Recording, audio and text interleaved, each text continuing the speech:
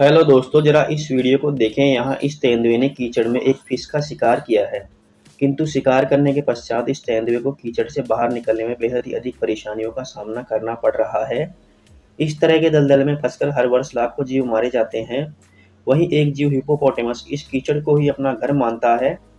ऐसे कीचड़ में चलने में हिप्पो को कोई परेशानी नहीं होती है।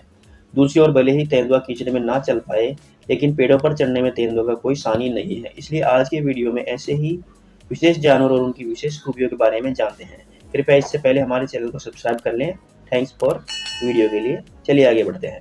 हिप्पोपोटेमस और कीचड़। दोस्तों, लंबे समय तक वही प्रजातियां खुद को जीवित रख सकी है जिन्होंने बदलते हालात के साथ खुद को ढालने में सफलता पाई है।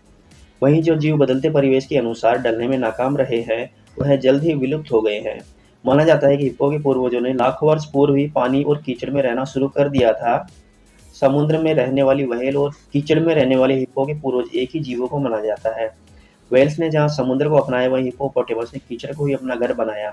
हिप्पो को कीचड़ और दलदल से बाहर निकलने में कोई परेशानी इसलिए नहीं होती क्योंकि कीचड़ और दलदल से बाहर निकलने में कोई जल्दबाजी नहीं दिखाते हैं।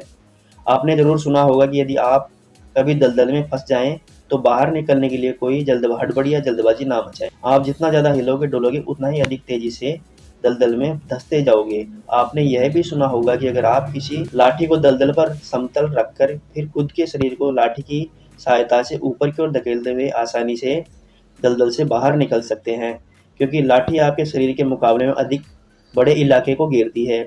इसलिए दलदली इलाके में दबाव पड़ने के कारण लाठी के नीचे धंसने की गति भी कम होती है। अब हिप्पो का शरीर भी कुदरती रूप से कुछ ऐसा ही होता है। इनके पैर बहुत छोटे होते हैं और शरीर काफी चौड़ा। इनका चौड़ा शरीर दलदल के बड़े हिस्से पर एक समान दबाव डालता है, जिस कारण हिप्पो दलदल में जल्दी से नहीं धंसते। वैसे हिप्पोपोटेमस में एक अनोखी और खासियत भी होती है। यह पानी में रहने के बावजूद भी यह तैर नहीं सकते। अब आप कहेंगे कि यह कोई खासियत थोड़ी हुई, यह तो कमी हुई, लेकिन तथ्य को उल्टा करके देखने पर समझ में आएगा। तैरना सकने के बावजूद भी हिप्पो सारा दिन पानी में आसानी से रह लेते हैं। असल में हिप्पो का शरीर उनके आकार की तुलना में कहीं अधिक भारी होता है, इसलिए हिप्पो पानी में तैरते हुए नहीं बल्कि अपने पैरों से जमीन को धकेलते हुए आगे बढ़ पाते हैं। आर्किमिडीज के सिद्धांत के अनुसार कोई भी वस्तु जल पर रखने से अपने क्षेत्रफल के अनुसार ही जल को हटाती है। यदि हटाए गए जल का भार वस्तु के भार से कम है तो वस्तु डूब जाएगी। वहीं यदि अगर हटाए गए जल का भार वस्तु के भार से अधिक है तो वस्तु तैरने लगेगी। तैरने के सिद्धांत पर हिप्पोज का शरीर खदार नहीं उतरता, क्योंकि पानी में घुसने पर हिप्पो के शरीर द्वारा हटाए गए पानी का भार हिप्पो के कुल भार से कम होता है। इसलिए हिप्पो पानी में डूब जाते हैं, किंतु अपनी सांस रोकने की अद्भुत क्षमता के कारण यह लंबे समय तक पानी के भीतर खुद को जिंदा रख सकते हैं। जानकार मानते हैं कि हिप्पो का शरीर आसानी से 15 मिनटों तक, यहाँ तक की जरूरत पड़ने पर आधे घंटे तक के भीतर सांस रोक सकते हैं। और इतने लंबे समय में ये आसानी से पानी के अंदर ही चलते हुए कई किलोमीटर लंबी दूरी तय करके किनारों पर आकर दोबारा एक लंबी सांस लेकर वापस गोता लगा जाते हैं। तेंदुआ और पेड़। दोस्तों, हम जानते हैं कि पेड़ों पर चढ़ने में बंदर सबसे माहिर है, लेकिन ऐसा नहीं है। यदि आप किसी बंदर को पेड़ों पर चढ़ने के मामले में तेंदुए से मुकाबला करना हो तो बंदर हार जाएगा। तेंदुआ पेड़ों पर बंदरों की तुलना में अधिक गति हासिल करते हुए बंदरों का शिकार करते हुए भी देखे जा सकते हैं। जरा इस वीडियो में देखिए। यहाँ यह तेंदुआ खुद से भारी हिरण को उठाकर बड़ी ही आसानी से बिल्कुल सपाट पेड़ पर चढ़ रहा है। दरअसल न सिर्फ तेंदुआ बल्कि घरेलू बिल्ली से लेकर बाघ जैसी भारी भरकम बिल्ली भी आसानी से पेड़ों पर चढ़ जाती हैं। आपने अक्सर बचपन में किस्से कहानियों में सुना ही होगा कि जंगल में यदि आपका सामना किसी शेर से हो जाए तो तुरंत पेड़ पर चढ़ जाएं, क्योंकि शेर पेड़ पर नहीं चढ़ सकते। असल में यह कहानियां उन लोगों ने लिखी हैं जो ना किसी जंगल में गए और ना ही उन्होंने कभी शेर को देखा। वास्तव में शेर या बाघ किसी भी इंसान की तुलना में अधिक तेज गति से पेड़ पर चढ़ सकते हैं। पेड़ पर चढ़ने में बिल्ली परिवार को मदद करते हैं इनके शानदार पंजे। यह पंजे रिट्रैक्टेबल होते हैं, जिसका अर्थ है कि बिल्लियों के पंजे हमेशा इसकी खाल के भीतर छुपे रहते हैं और केवल आवश्यकता पड़ने पर ही यह पंजे बाहर निकलते हैं, जिस वजह से इन पंजों का जमीन से संपर्क काफी कम होता है और इन पंजों के नाखून बेहद नुकीले बने रहते हैं। यदि मुकाबला कुत्तों के परिवार से किया जाए तो बिल्ली परिवार के पंजे कुत्तों की तुलना में बेहद ही अधिक मजबूत और बड़े भी होते हैं। यह भी माना जाता है कि तेंदुआ जब उसका एक नाखून पकड़ कर उठाया जा सकता है, इसे उठाने पर भी तेंदुए का नाखून नहीं उखड़ेगा, बल्कि तेंदुए के पूरे शरीर का वजन वह केवल अकेला नाखून आसानी से झेल लेगा। बिल्लियों के पंजों में कुत्तों की तुलना में अधिक मांसपेशियां और अधिक क्रिया भी होती है। कुत्तों के पंजे उनके शरीर के मुकाबले में काफी छोटे और कमजोर होते हैं।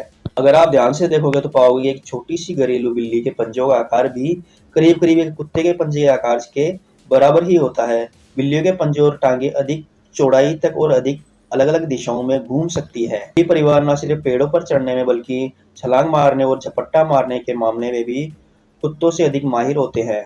आपने ध्यान दिया होगा कि पालतू बिल्लियां भी अक्सर अलमारियां मेज के ऊंचे स्थान पर चढ़कर ही आराम करती है, क्योंकि बिल्लियों का विकास खुद को दूसरों से ऊंचा और श्रेष्ठ समझने के साथ ही हुआ है और कुदरत ने इन्हें ऊंचाइयों पर रहने के अनुसार ही ढाल दिया है। जिराफ और लंबी गर्दन। दोस्तों, हम सब जानते हैं कि जिराफ की गर्दन बेहद ही लंबी होती है। भला आखिर ऐसा क्यों है? यह जानने के लिए हमें डार्विन द्वारा दिए गए सिद्धांत को समझना होगा। चार्ल्स डार्विन का मत था कि प्रकृति क्रमिक परिवर्तन द्वारा अपना विकास करती है। मानव के पूर्वज पहले बंदर ही हुआ करते थे। जैसे जैसे वह बंदर अलग अलग तरह की जगहों पर आकर रहने लगे, तो धीरे धीरे जरूरत के अनुसार ही उनमें अलग अलग तरह के बदलाव भी आना शुरू हो गए। यह बदलाव आज तक जारी है। एक ही माता पिता से जन्मी संतानों की कद काठी अलग अलग होना इन्हीं बदलावों की वजह से ही संभव हो पाता है। जिराफ का शरीर भी इन्हीं परिवर्तनों से गुजरा है। वैज्ञानिक मानते हैं कि घास चरने वाले जीवों की कोई प्रजाति ऐसे स्थानों पर चली गई जहां बेहद ही ऊंचे पेड़ होते थे। इन पेड़ों को खाने के प्रयासों के चलते ही जिराफ की गर्दन अधिक ऊंची होने लगी। वैसे ऊंची गर्दन से जहां जिराफ सिर्फ ऊंचे पेड़ों और पत्तियों को खा सकता है, वहीं इस गर्दन का इन्हें एक नुकसान भी होता है। असल में जीवों के शरीर में सबसे अधिक रक्त का इस्तेमाल दिमाग ही करता है, इसलिए अपनी 2 मीटर लंबी गर्दन से होते हुए मस्तिष्क की कोशिकाओं में रक्त प्रवाह बनाए रखने के लिए जिराफ के दिल को काफी मशक्कत करनी पड़ती है। इसी कारण से सामान्य स्तनपायी जीवों की तुलना में जिराफ का ब्लड प्रेशर करीब दोगुना अधिक होता है। यानी जिस ब्लड प्रेशर पर हम इंसानों को हार्ट अटैक आ जाएगा, उतना ब्लड प्रेशर जिराफ जैसे जीव के लिए बिल्कुल सामान्य है। एक जिराफ का हृदय 2 फीट लंबा भी होता है और यह बेहद ही तेज प्रेशर के साथ बहुत ही अधिक मात्रा में रक्त को आगे बढ़ाकर जिराफ को जीवित रखता है। हृदय के साथ साथ अधिक मात्रा में ऑक्सीजन ग्रहण करने के लिए जिराफ के फेफड़े भी काफी बड़े होते हैं। इन बड़े फेफड़ों के कारण जिराफ जमीन पर अधिक देर तक नहीं बैठ सकता, क्योंकि इसके खुद के वजन का दबाव पड़ने की वजह से यह बड़े फेफड़े दब जाते हैं और जिराफ सांस नहीं ले पाते। यही वजह है कि बेचारे जिराफ को सोना भी खड़े होकर ही पड़ता है। दोस्तों, इनमें कोई शक नहीं है कि प्रकृति ने हर जीव को अनोखी विशेषताएं प्रदान की हुई है और ये विशेषताएं परिवर्तनशील है।